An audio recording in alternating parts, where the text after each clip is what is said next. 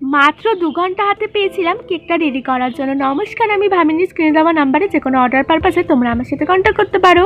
বনু একদম লাস্ট মোমেন্টে এসে কেকটা অর্ডার করেছিল। তারপরে আমি যখন কাজ শুরু করব, মাত্র 2 ঘন্টা হাতে ছিল। কেমন কি ডিজাইন করব কিছুই মাথায় আসছিল না। আমি যে ভিডিওটা করব সেটাও ঠিক ছিল না, যে কারণে আমি কোনো সেটআপ কিছু রেডি করিনি।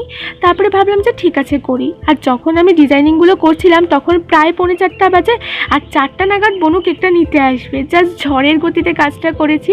আর এটা 1 পাউন্ডের কেক হচ্ছে, ইনসাইড ফ্লেভার ছিল চকলেট। আর এই ডিজাইনটা আমারই করা একটা রিপিট ডিজাইন ছিল।